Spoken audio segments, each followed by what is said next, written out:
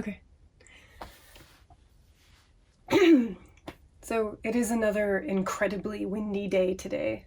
That got me wanting to talk a bit about wind, because it's not just today, it's been windy lately. We had a rather large wind event back at the end of February to kind of ring in March, and the windstorm was so strong that it actually took our first greenhouse. The Mojave Desert is prone to getting significant dust storms.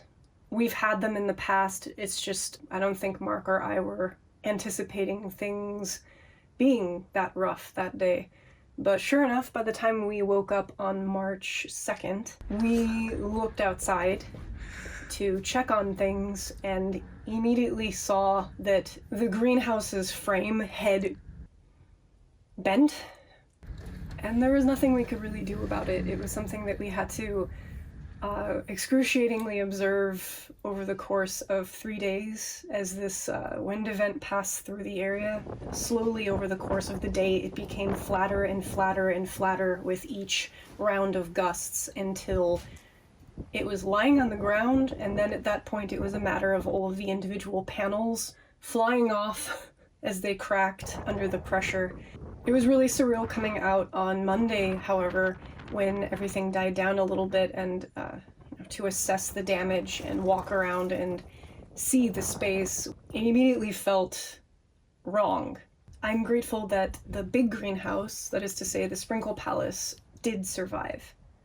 Which, I'll be honest, after I saw the box kind of crunching and flopping around in the gusts, I didn't have very much hope that my hut made of fabric was going to stick it out or fare that much better.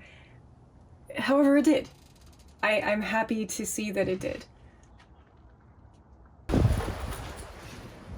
It was leaning on the pomegranate tree, so we had to address this somewhat immediately to make sure that that pressure and weight was taken off of the tree.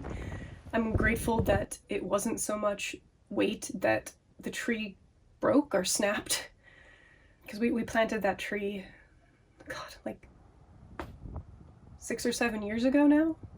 It's one of our babies. The 2 rose bushes that we planted last spring, they made it. Nothing happened to them, luckily. However, they're now guarding an entrance that isn't there any longer.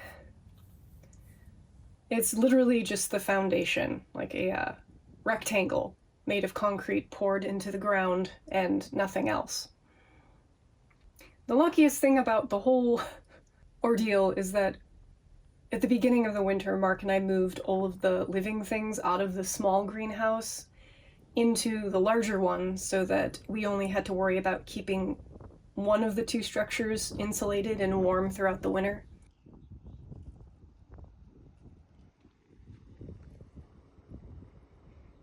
But that's okay. This isn't the end of that space. It just means that something new will come and fill its place. My birthday was last week.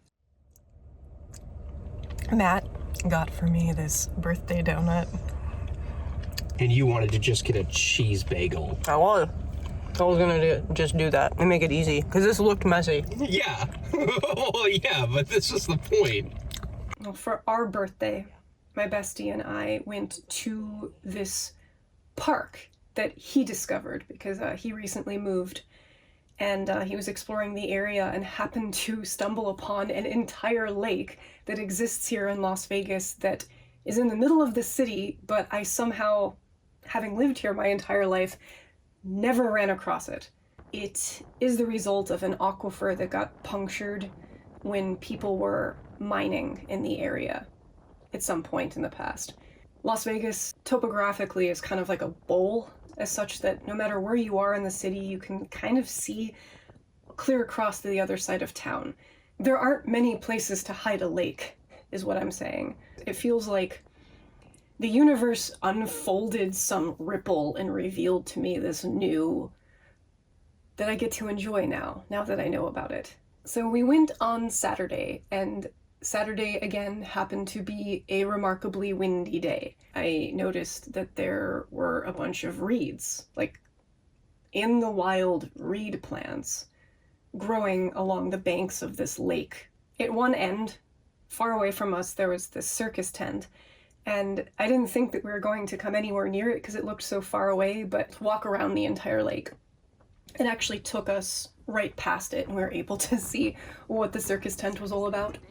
It was very surreal.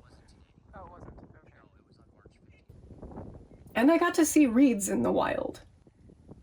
The wind delighted in tickling these big, poofy cattail reed plants. Like the same exact type of reed that my Mizmar reeds are made of. They grow in the wild here. All of this is kind of hinting at something thematically. I learned about the Persian New Year last week as it was happening. It's called Nowruz. Now, or no, means new, and Ruz means day. New day, or new beginning. It takes place during the spring equinox, and it ushers in the new year. The people who observe Nowruz celebrate it for 13 days. So it's ongoing, like it's actually still taking place as I sit here right now. So I've been mindful to observe it in my own way, based on what I've learned regarding the traditions and customs. Very coincidentally, the comic page for my story that I'm writing, the one that was scheduled for the beginning of this month, had to do with a paper airplane. As I was scripting it out, in my mind, I was thinking to myself, well, you would fly a paper airplane on a windy day, or a day where there's a breeze. And this particular segment is about change, or the desire for change. I think that this fits the entire theme of this month as it relates to wind and new beginnings. Welcome back.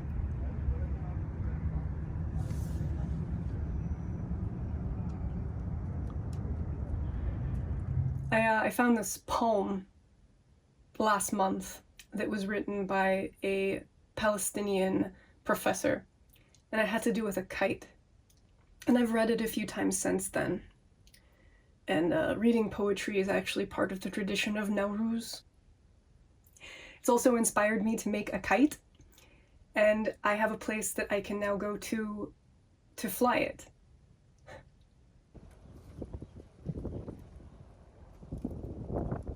So I think one of my projects for the end of this month, that is March, or maybe my ritual for Nowruz, is to make a kite.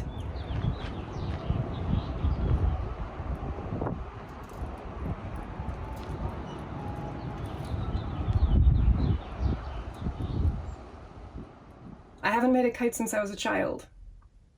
And the one I made as a child never flew. Ever. So I think that is something I will do. Anyhow, that is what I wish to say. Happy New Year. If your winds of change are violent, I hope you weather the storm, and I hope that they blow in just as quickly new things. New, good, happy things. Keep making awesome stuff out there.